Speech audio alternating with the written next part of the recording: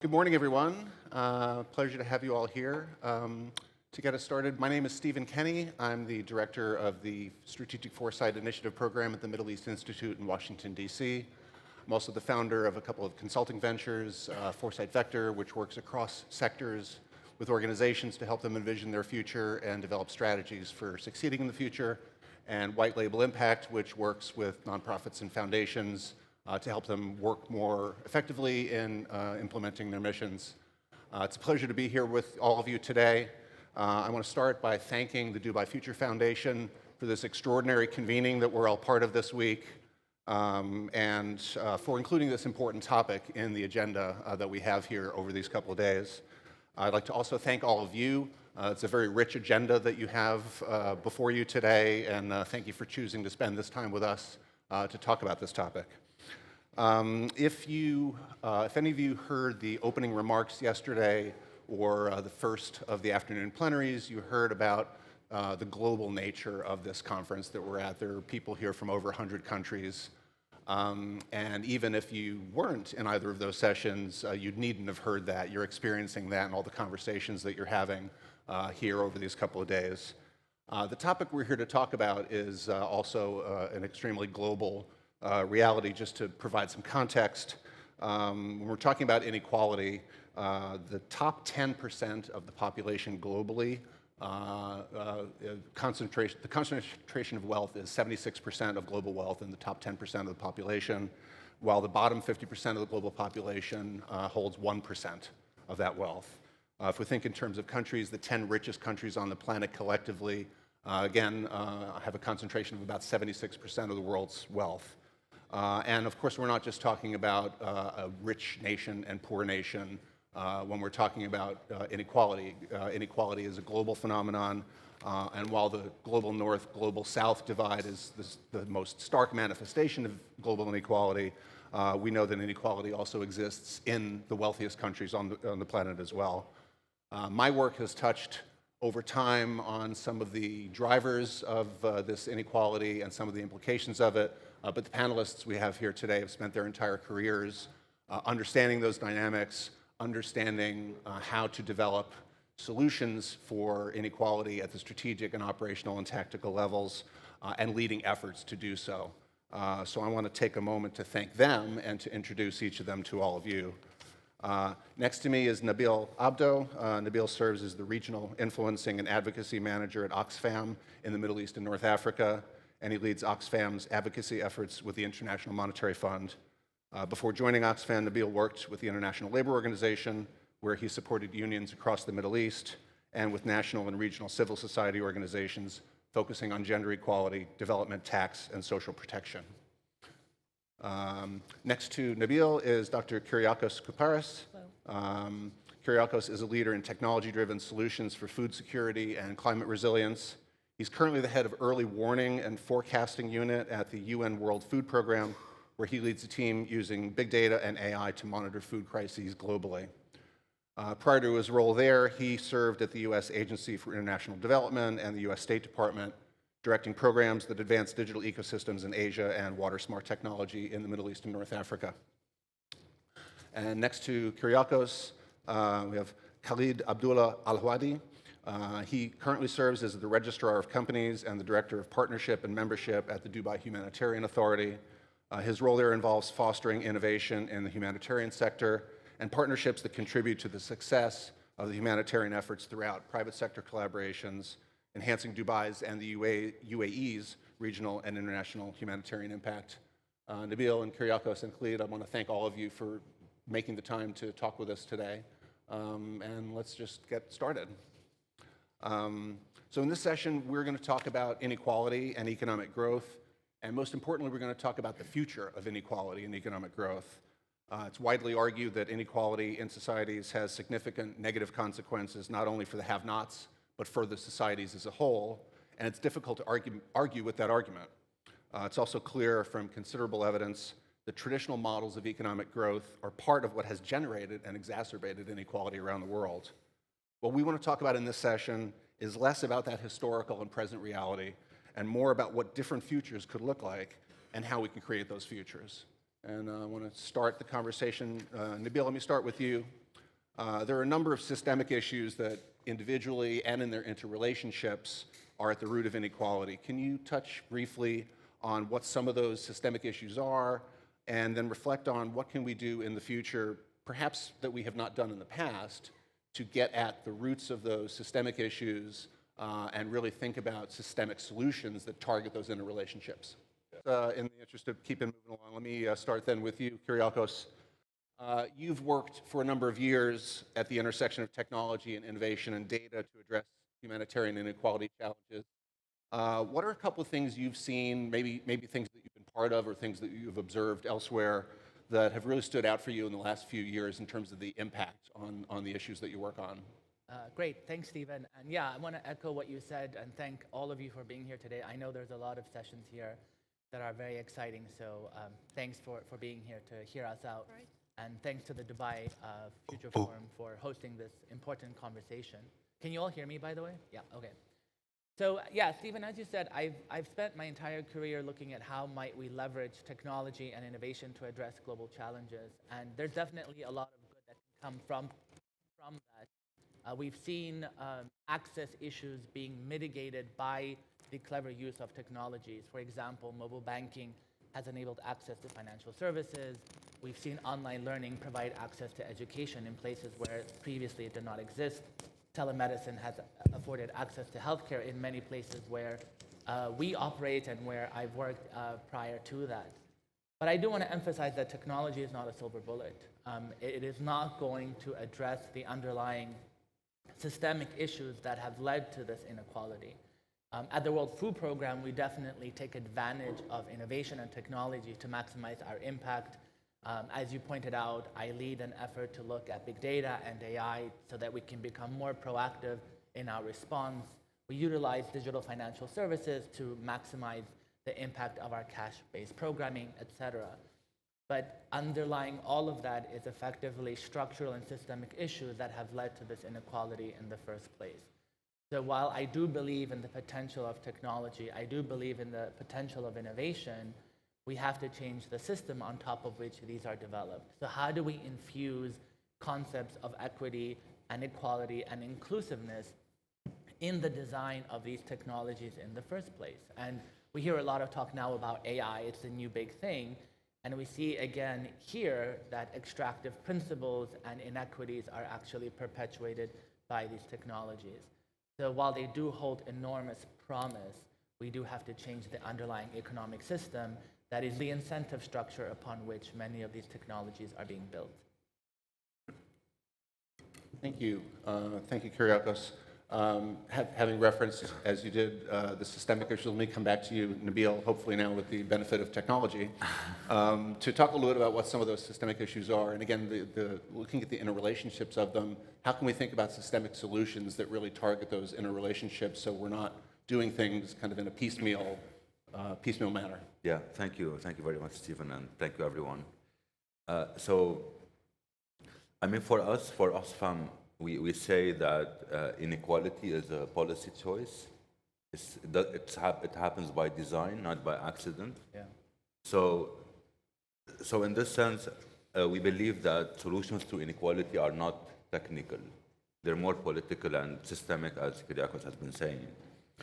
So, and it is the result of unfair economic policies that have been, designed to benefit specifically the wealthiest in society, corporations, the most powerful, and all of that. And it is a result of decades of, coordinated and systematic attack and assault on the public sector, on progressive taxation, on tax structures, and on any kind of, democratic ownership of economic decision-making in countries.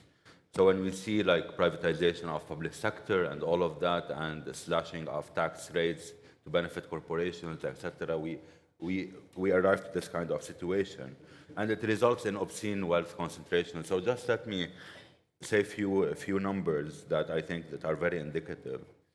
Like since 2020, 5 billionaires have doubled their wealth, while 5 billion people became worse off.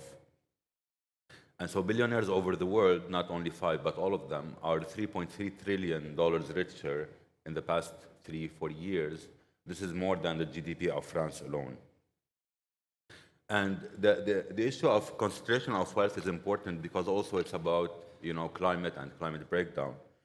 Because the richest 1% in the world, 77 million people, were responsible for 16% of global consumption emissions in the world.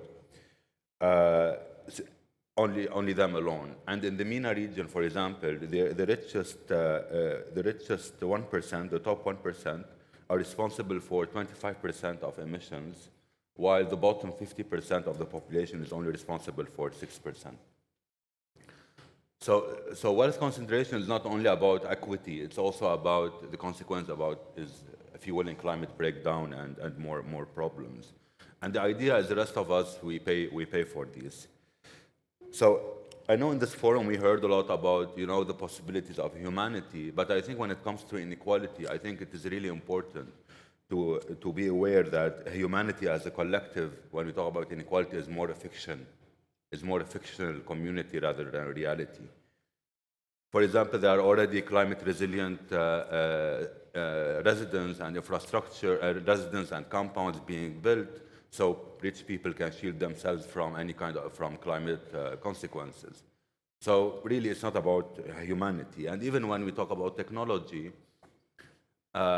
technology is and belongs to those who have wealth, whether in terms of countries or people.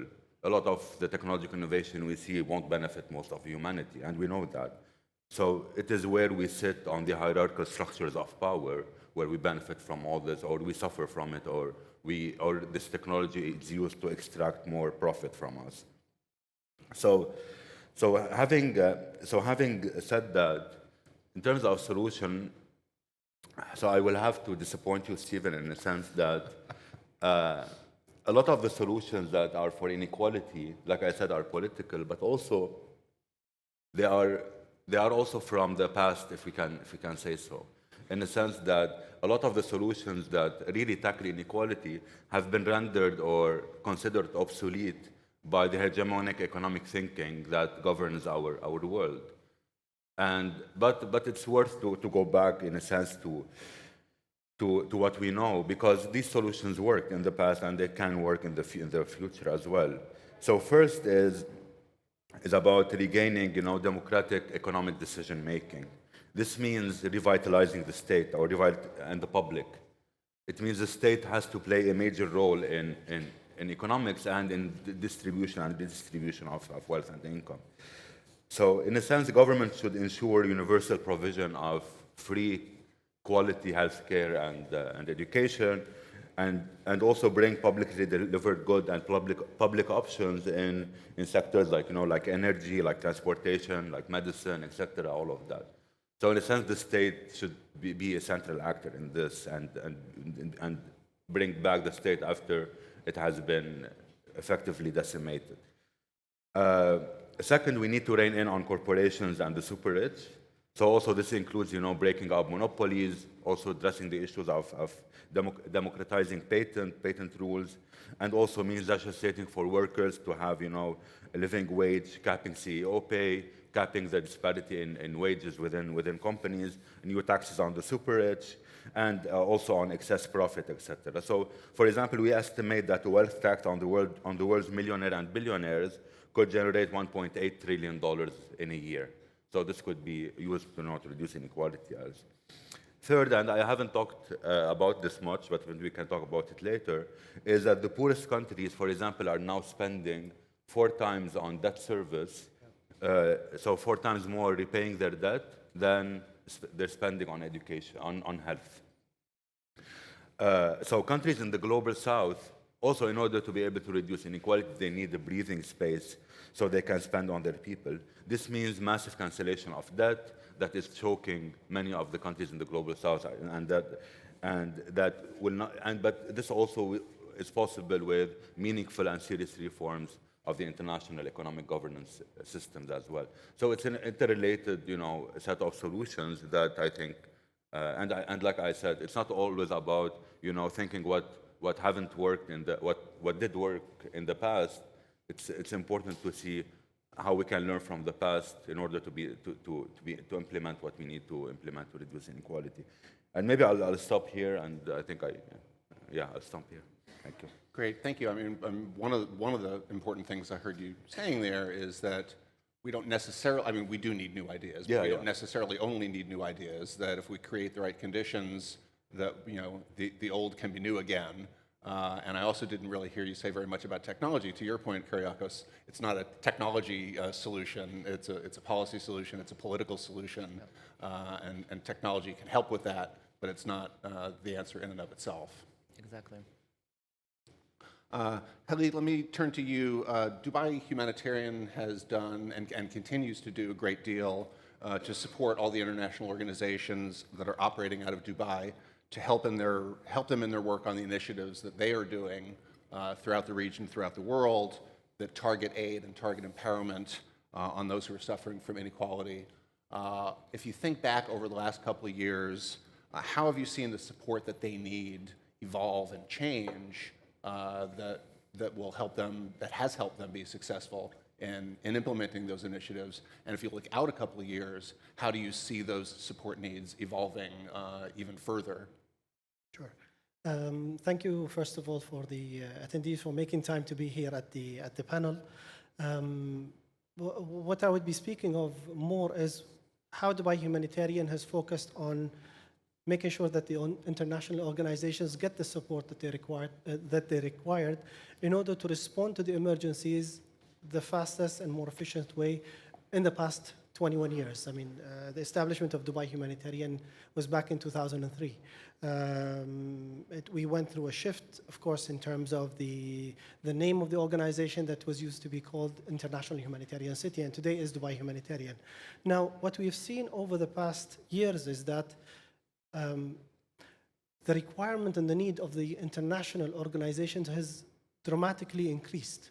The support that's required by these agencies and organizations has increased. It's unfortunate, but at the same time, we need to make sure that we cater to that requirement based on why this organization has been founded in the first place. And we know exactly that we need to focus on what we're good at. We've set up the whole international city in order to create the largest humanitarian hub as of today. We are hosting the international agencies' aid and materials in order for these agencies to be able to respond to the emergencies at the fastest possible in order to save lives. And this is the main reason, or one of the main pillars of why the authority was created in the first place.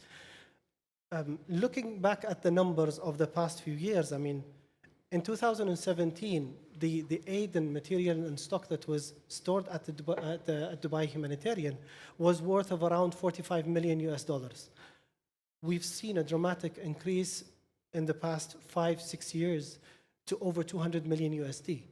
And that increase has come, unfortunately, naturally, because of the increase in number of disasters and number of, the effect of climate change that we have seen over the past years, and unfortunately, the conflicts that's happening in the region on the international level also. What we understood is that we need to focus on providing the support. It's a very negative environment. You know that when you see that the catastrophes are increasing and the problems are increasing in the region and internationally, what you need to do, I think, from the perspective of focusing on what the future looks like. And if we keep on looking at the numbers, unfortunately, it is a negative number. The deficit is increasing, unfortunately, as we look at it today. But we understand that focusing rather on solutions as per what Dubai Humanitarian is providing today and as per what the humanitarian organizations are performing in terms of activities, we require to continue providing that support. And we know that no matter how difficult it becomes, the more support that you provide in terms of facilities, in terms of accessibility, in terms of being more efficient in providing the support to the humanitarian community will always contribute to saving lives and creating stability in different regions and different areas. And I believe this is where Dubai Humanitarian has put its focus over the past years. And the humanitarian community has requested to expand this presence at Dubai Humanitarian because of the type of support that they have seen on different levels.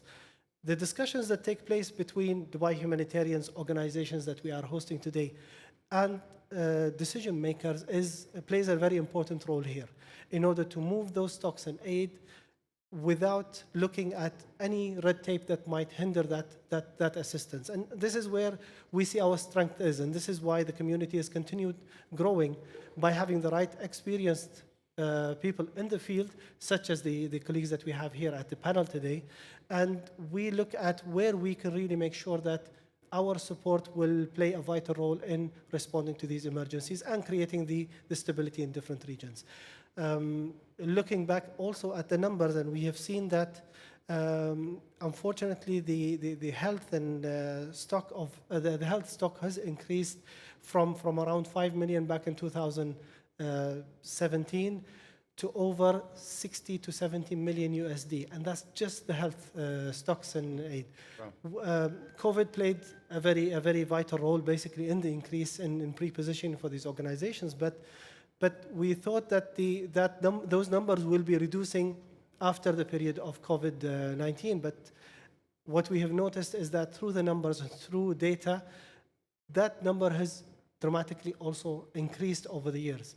So when you look at the numbers, and what we depend on here in decision making is that Dubai Humanitarian has created a platform which is hosted by Dubai Humanitarian, but it hosts the information of the the major agencies that are providing the assistance on the international level.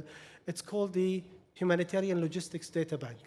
We rely on data because big data, as the colleagues here mentioned in the panel with Dr. Kyriacos, is that plays a vital role in decision making and knowing exactly how to prepare ourselves for the future. Yes, we don't know how the future will be, but we know very well that the numbers will give you a better prediction of what you need to prepare, how you need to be more prepared than we saw during COVID. I think no one was prepared of the future. No one was ready to understand what might COVID-19 pandemic hold and how you need to be prepared for it.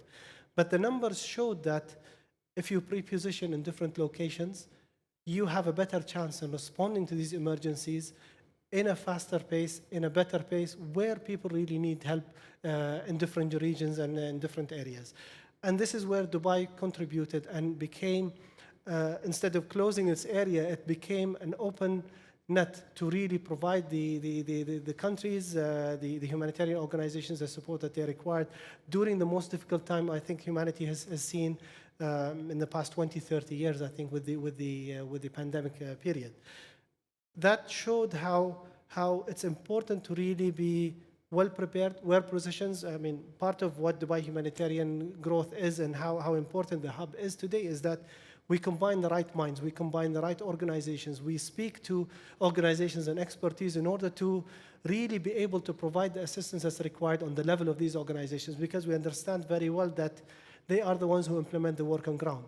What we do from an authority perspective is that we make sure that we listen and we act upon the right information from expertise. And this is where you find better solutions, I think, for responding to emergencies, and this is where the focus is for Dubai Humanitarian in the past years. I think I will stop from here. I will stop at this point, and we'll continue with you, Stephen. Great. Well, thank you. I think you've touched on a number of interesting points. I think your point about the data bank, I think brings us back to technology. I think we tend to think about technology innovations as like, what is some new thing that we've never done before, that with technology that can sort of create a solution that never existed before. But just the sheer usage of data, knowing where the needs are, what the needs are, where and what we have, and bringing those things together is an important use of technology that's very simple but powerfully important. True.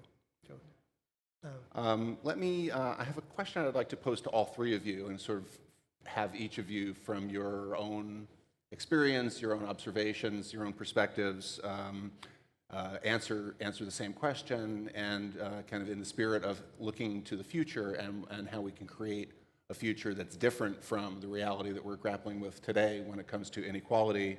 I want to go back to a point from our opening framing for this discussion, that historical and traditional models of economic growth have been an important contributor to and exacerbator of the inequality that all three of you are working with in your organizations. So given that, in what ways do you think that the current paradigms of economic growth could evolve and could be changed to address inequality in different ways while still respecting planetary boundaries? In other words, what could different future economic growth models look like? And then if time allows, we can talk about what some of the steps might be to implementing those new economic growth models.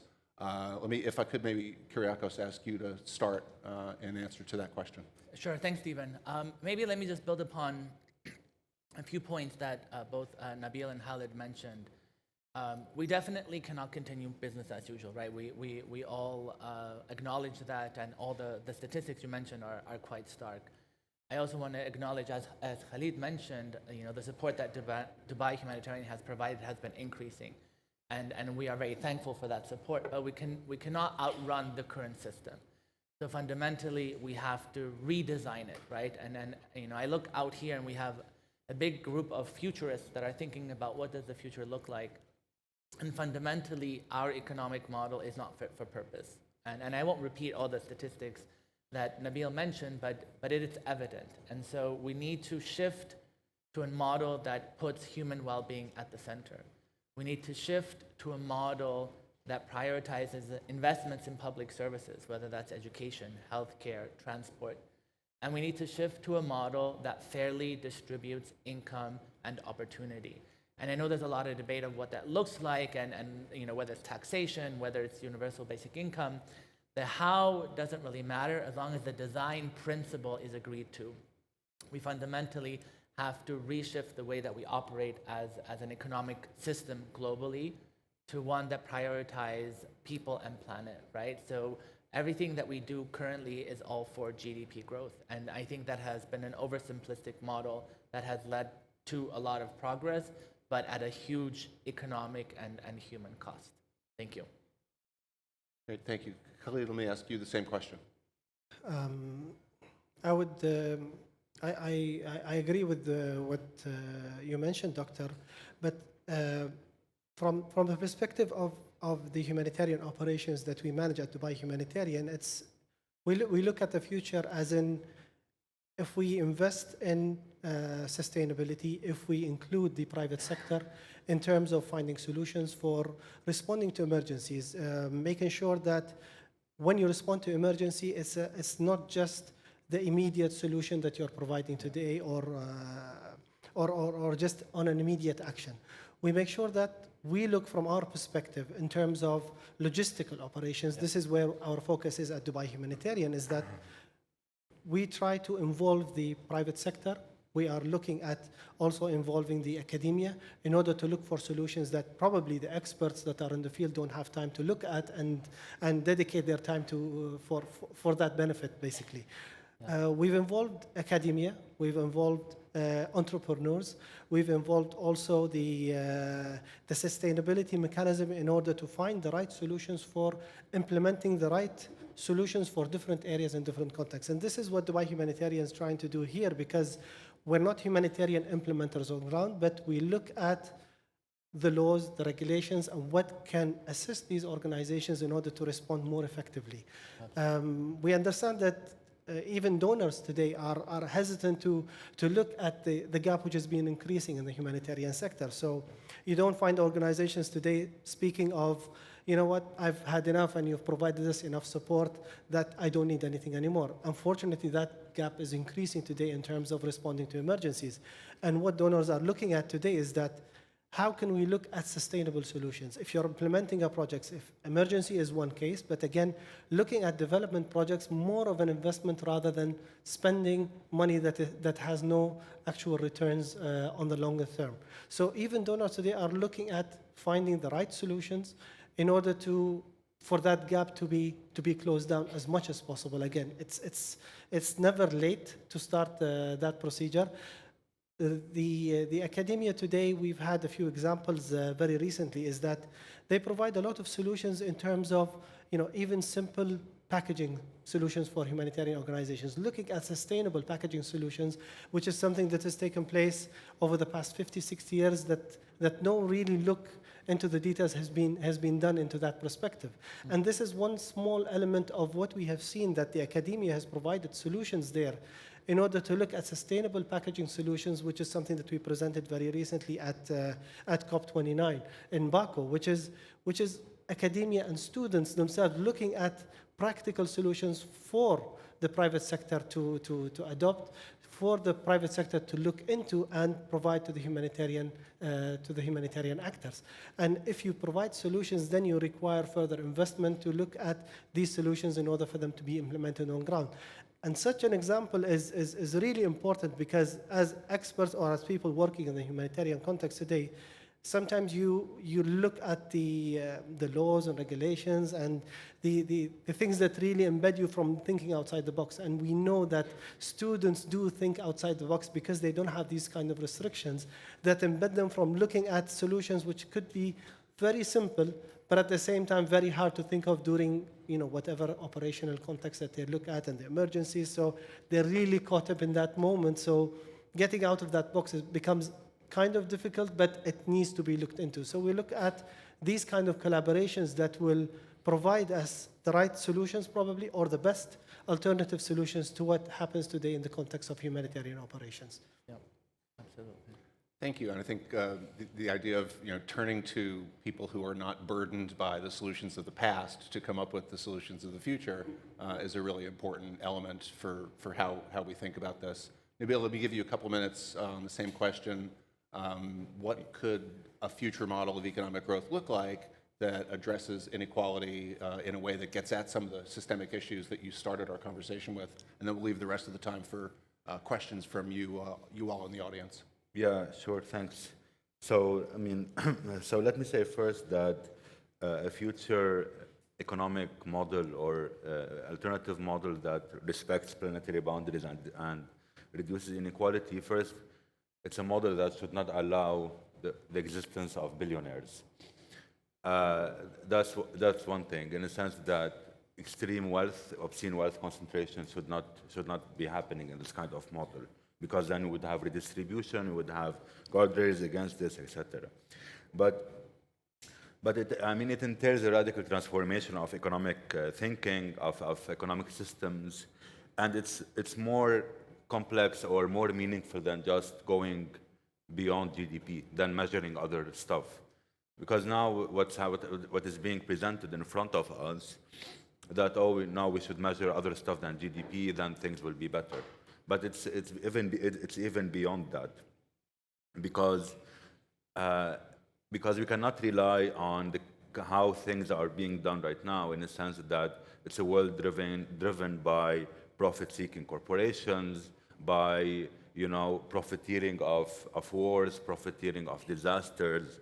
Like I was saying before, like for example, the COVID pandemic has been disaster for most of us, and then we had COVID billionaires, like more billionaires coming in, and more the big pharmaceutical companies, racking up profit, etc. So this system should not exist in this way.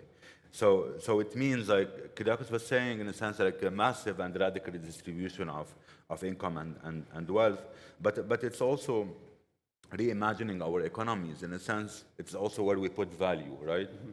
It is how we value, it is fully accounting and valuing, for example, women's unpaid work, care work, all those sectors that are maybe that are undervalued, like education, health, etc., and care, are really important so we can put more value on it and challenge economic, orthodoxy that we have seen. But also it's also about reimagining or reforming the international, like I said, the international economic governance. Like for example, here, like when we talk about this issue, sometimes you forget the different parts of it, like people, but also countries. Is that we have a lot of countries that are facing debt crisis right now, mm-hmm. right? So, and a lot of countries, most countries, if I want to say, most countries in the world who are not rich, don't have much economic decision making. They don't have much decision making on what they can spend on nationally, how they can design their tax systems, because they're already tied by international economic rules and by by creditors, by austerity measures. So we have countries that are facing impossible choices. Either I spend on my people, or I spend on my people and then I piss off the creditors, right? Or I do what the creditors want, so I can finance my economy through austerity, through lending, etc., and all of that. So they are in chains. They are shackled by this kind of choices, and these kind of choices are made. The international economic system is being shaped a lot by institutions like the IMF and the World Bank, where there we have what we call the $1, one vote system, where countries are not equal. So in this sense, we need a radical transformation of this kind of international economic governance. So it's different layers, and I repeat, it's not about technological solutions. It's not about whether we have better predictions of the future, etc. Because inequality is a political problem. It's about social dynamics, about dynamics of power. It's about these kind of relations. And these kinds of relations are human. They are not solved by technology. It's solved by political will, by the movements of people, and by how much capital is willing to concede to labor and to other kind of power. So to conclude, I think going beyond GDP is not just a slogan. We should say it explicitly. Capitalism is not working, or it shouldn't be. It shouldn't stay, because otherwise we're all doomed. Because we cannot respect planetary boundaries with this kind of system. So we need to reshape economic thinking and the economic system as well, to be centered around equality, human well-being, and planetary health. So yeah, and of course we should reject the tenets of the current system. Otherwise, we're just moving in circles and just talking. So thank you. Well, thank you. And I think what you've described, really brings us back to the theme that this panel is being convened under, right? Transforming humanity. We're talking about transforming the institutions and the mechanisms under which humanity has pursued economic growth in the first place, so that it can get to a different outcome. Yeah. So we have about 5 or 7 minutes left. I'm sure there are questions from the audience that some of you may have already had before you came in the room. Maybe some others have been stimulated by what we heard. Do we have a floating mic that we can bring around? Questions from anyone? Raise a hand.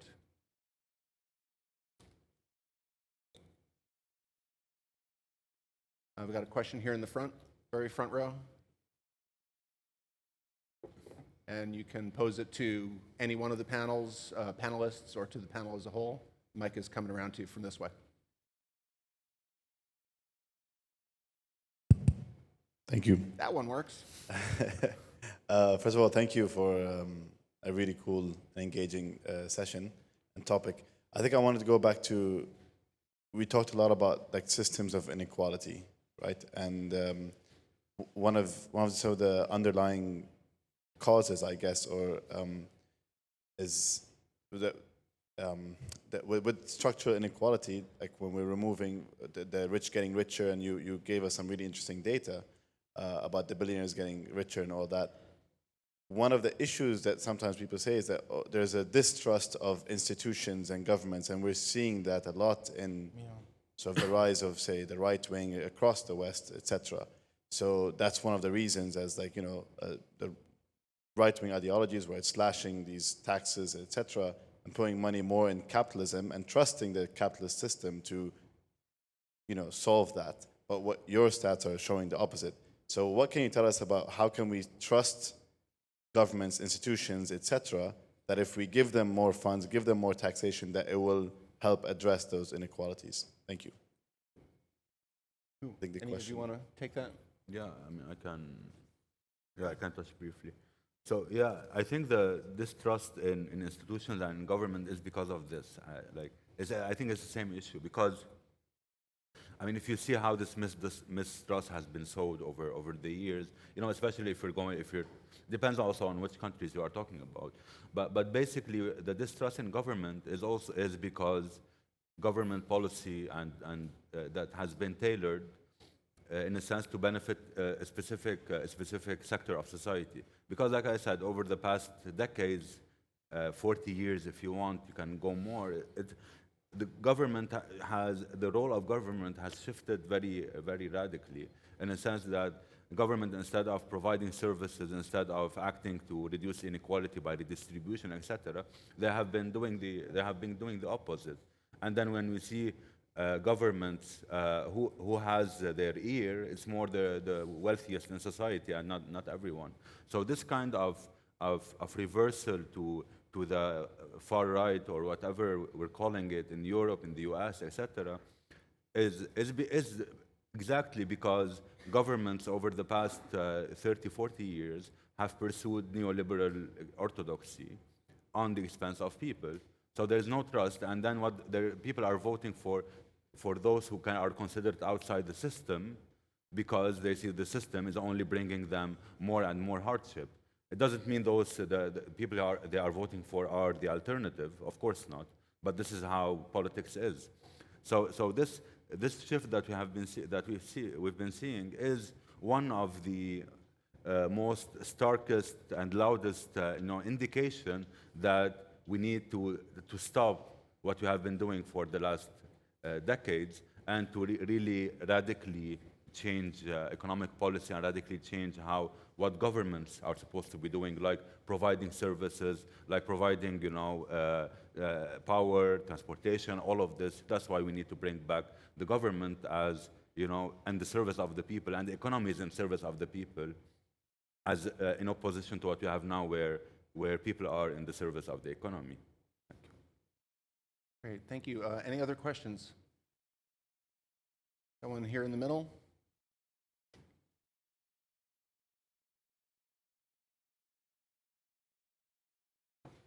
Hi, thank you very much for the talk.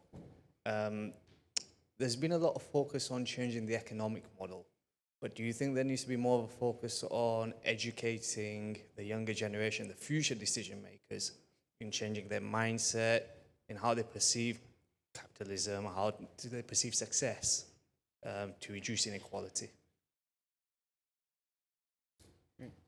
Kyriacos? Yeah, I'll take a stab at that. I'll go back to what Nabil said, right? That fundamentally inequality is a societal issue, right? And it's a design principle. It's built into the system that we have, and so I think education is a big part of that. If we all grow up in a society where we value community, where we value connection, where we value equality, where that is actually the basis of what we strive for, and unlike some of the incentives that we currently grow up in, I think that'll definitely have a big difference. I do also want to infuse a bit of optimism into the room, because I know that a lot of what we've talked about has been quite stark, and that just is the reality that we live in today.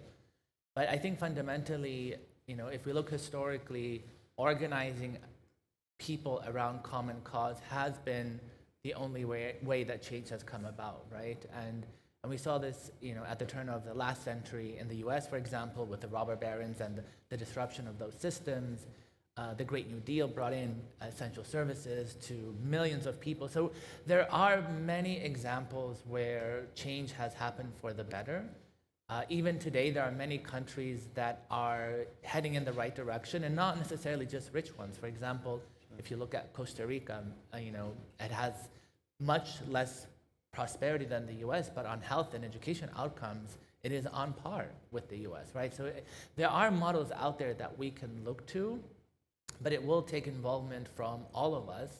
And until we get there, there will be a lot more suffering. And again, going back to what Khalid was saying, we are very thankful that we do have the support of Dubai Humanitarian and many, many other donors and supporters, because it's going to take decades to get to a system that addresses inequality. And until we get to that point, unfortunately, we will need humanitarian organizations to help the most poor and the vulnerable in the meantime. So I guess the bottom line is we will get through the other end because we have to. As Nabil said, we have no other choice. But the question we have to all ask ourselves is at what cost and to who? And fundamentally, it's the poor and vulnerable that will bear the brunt of our current system as they currently are. Thank you, and I want to take a moment to shine a light on that question. And another one of the themes of this conference is empowering generations. And it's important for us to think about not just empowering the current young generation and the next generations, empowering them in the current paradigm, but empowering them with educational opportunities that don't burden them with learning the traditional paradigms, but rather give them the opportunity to learn about new ways of thinking about success and growth and what those might mean. I think we have time for one last question, and then we'll need to break. How about over here?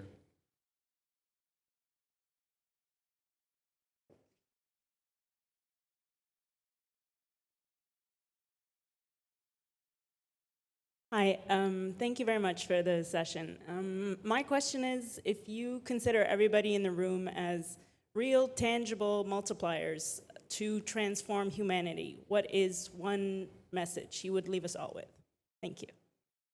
That's a great way to wrap us up. Maybe like a lightning round quickly from each of you. I mean, I'm not an expert in giving final sentences or guiding anyone here, but I would say is that what we have noticed, I think, over the past years. I'm not a humanitarian. I mean, I'm a person that works in this field and tries to provide certain expertise to make the system work in terms of doing whatever we can for the humanitarian organizations for them to commence their work on ground.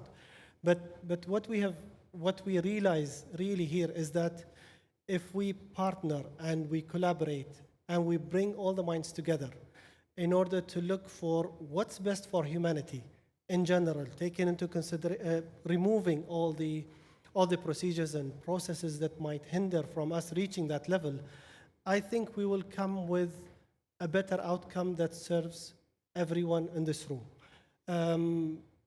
Policies are always going to be there. They need to be looked at. Certain processes and procedures that is needed by organizations, whether it's for commercial purpose or for non-professional purpose, it will always be there. A system has to be put in place because we can't work without systems. We can't work without having a bottom line to report to make sure that the information is correct, and so on. But if the purpose and the discussion takes place in the right way between all organizations, we're speaking here today in Dubai Humanitarian with academia, we're speaking with youth, we're speaking with entrepreneurs, we're getting involved also the humanitarian experts, and we have the private sector and philanthropies also involved in this decision making. Not forgetting that decision makers in terms of government involvement is also plays a very important role here. And this is why Dubai Humanitarian across the past years has been able to provide the humanitarian organizations with the support. The model that has been put in place here, the Dubai model of Dubai Humanitarian, is very unique. It's not something that can be copied immediately and implemented anywhere around the world because of you involving all the right elements together, starting from the highest authority till the ground workers basically that really implement the work on ground. That model is available, and Dubai Humanitarian offers this model for any country or any authority that wants to benefit from. So if it's something that you see that is really beneficial, we've seen definitely that it's been beneficial over the past years, or the organizations would have not required to really participate and have it as a humanitarian base in responding to emergencies. That's the number one priority. But again, it's an area where discussions and collaborative efforts really makes a difference on the international level. And this is where we see the value of what we are proposing at Dubai Humanitarian today. The future forum here today speaks of how we see the future in different perspectives, in different ways, from every element that is important here. And we understand that the humanitarian future is a collective matter that everyone has a contribution to add in with this. This is my humble opinion. I could be right, and of course I learn from the expertise of the colleagues here and from whoever is in the audience, but we really need to work together for fostering a better future for the next generations to come. Well, Well, thank you. I think that's a great note to end on. I've been told we're out of time, so I want to thank you all again for taking the time to join us in this session. And that is a wrap for this. Thank you so much. Great. Thanks. Thank you.